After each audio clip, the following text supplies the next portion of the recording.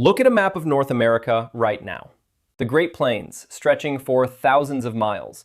The Rocky Mountains, cutting the continent in half. The Mississippi, winding south through dense forest. It looks like it has always been there, permanent and ancient, like it was always someone's home. It wasn't. Roughly 14,000 years ago, every single square mile of this continent was empty. No campfires, no footprints, no voices.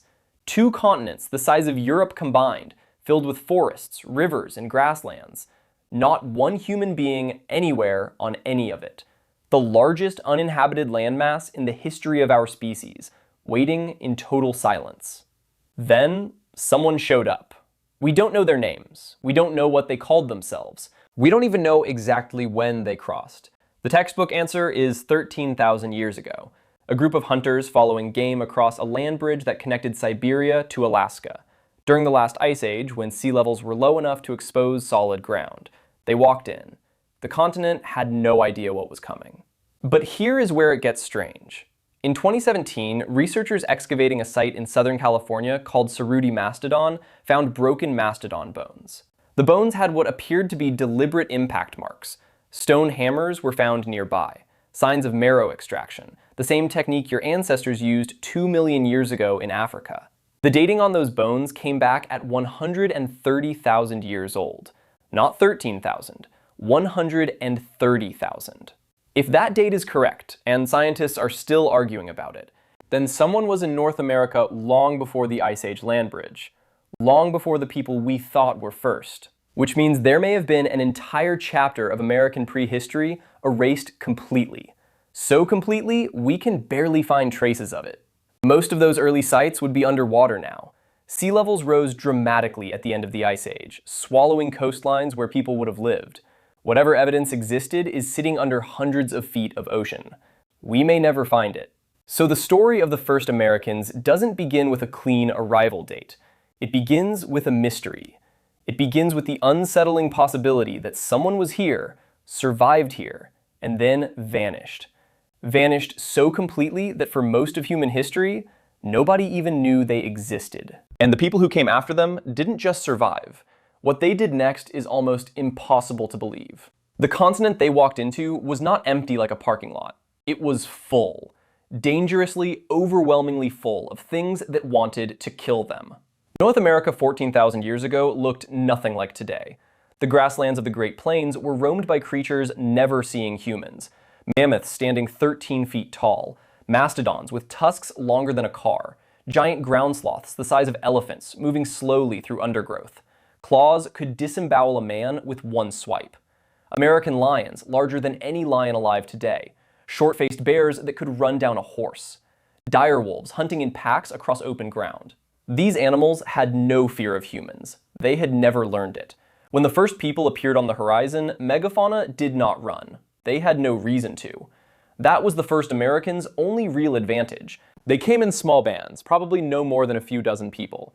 They had no metal, no horses, no wheels, just stone-tipped spears, fire, and accumulated hunting knowledge. Against a short-faced bear, a stone spear is almost nothing. Against a mammoth, it is almost nothing.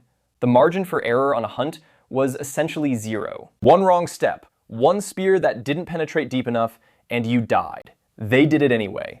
Thousands of times, in hundreds of locations, across thousands of miles. Archaeologists at Lamb Spring, Colorado found butchered remains of over 30 mastodons. At Murray Springs, Arizona, they found a kill site with a mammoth and a horse. The bones are still there, preserved in the desert. Clovis spear points lie exactly where they were dropped 13,000 years ago. What happened next should stop you cold. These people, moving on foot, with no maps or knowledge ahead, managed to populate 2 entire continents in less than 2,000 years. From Alaska to southern Patagonia, more than 15,000 miles. In roughly 100 generations. No other human migration in history comes close. Not the spread across Europe. Not the peopling of Asia. Nothing. They moved like the continent itself was pulling them forward, and the world they were walking through would never be the same again. Something happened to the megafauna of North America. Something fast and something final. 13,000 years ago, this continent had the most spectacular collection of large animals on Earth. Mammoths, mastodons, giant ground sloths, American horses, camels, short-faced bears, saber-toothed cats, American lions. Dozens of species that had survived ice ages, volcanic winters, and millions of years of climate shifts. Animals that had endured everything the planet could throw at them. Within 2,000 years of humans arriving, almost all of them were gone. Not reduced, not pushed to remote corners of the continent. Gone. Extinct. Every single species vanished so completely that most Americans today have no idea horses originally evolved in North America, or that camels once grazed on the same plains where cattle ranches now sit. Scientists have been arguing about the cause for decades. Some say climate change. The ice age was ending, temperatures were rising, ecosystems were shifting. Maybe the animals simply couldn't adapt fast enough. But here's the problem with that theory. These species had survived previous warming periods. They had been through climate shifts before and come out the other side. What they had never encountered before was us. In 1967, geoscientist Paul Martin proposed what he called the overkill hypothesis. His math was straightforward and devastating. Start with 100 hunters entering the continent. Give them a modest reproduction rate. Assume each hunter kills one large animal every 2 weeks, a conservative estimate by any measure. Model it forward across the continent, species by species, generation by generation. The megafauna disappears in less than 1,000 years. You don't need intent. You don't need waste or malice or any conscious desire to destroy. You just need people who are very good at hunting, moving through a landscape full of animals that have never learned to be afraid. The animals didn't run. The hunters didn't stop. And the gap between those two facts swallowed entire species whole. The bones tell the same story at site after site. Human arrival followed within centuries by absence. Murray Springs, Lubbock Lake, the Lenner Ranch. Everywhere archaeologists find the tools, they find the disappearances clustered around the same window of time. These people were not villains. They were hungry, they were skilled, and they had no way of knowing they were the only ones of their kind on 2 continents. They couldn't see the edges of what they were doing.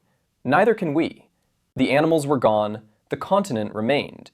And what the first Americans built on it, without metal tools, without the wheel, without writing as anyone in the old world understood it, is one of the most remarkable things our species has ever done. By 3,000 years ago, people in modern-day Mexico were constructing cities larger than anything in Europe at the time. The city of Teotihuacan, built in the Valley of Mexico, held more than 100,000 people at its peak. Its main avenue stretched 3 miles long and was lined with pyramids, temples, and apartment complexes housing thousands of families. The people who built it did not have iron. They did not have horses. They moved every stone by hand.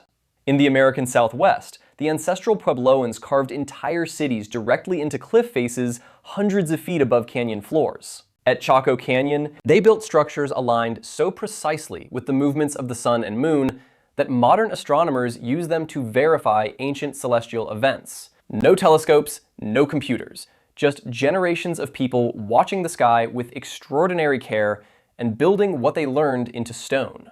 The Maya calculated the length of the solar year to within minutes of what we measure today with atomic clocks. The Haudenosaunee Confederacy, centuries before European contact, developed a system of representative government so sophisticated that historians have traced its direct influence on the United States Constitution. All of this descended from those first small bands of hunters who crossed into an empty continent with nothing but spears and fire and each other. Now, think about where you are sitting right now.